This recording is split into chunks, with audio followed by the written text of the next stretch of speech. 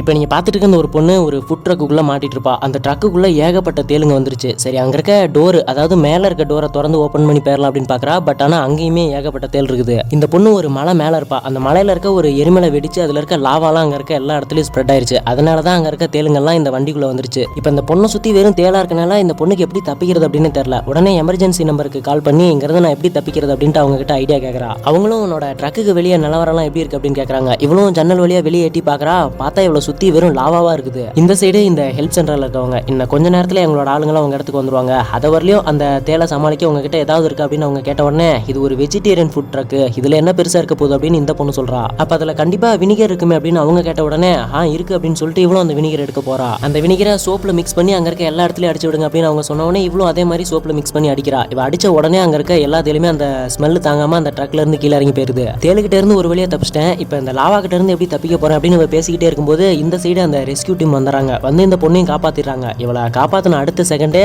அந்த ட்ரக் பாத்தீங்கன்னா அந்த லாவாவில் முழுகி எரிஞ்சிருது.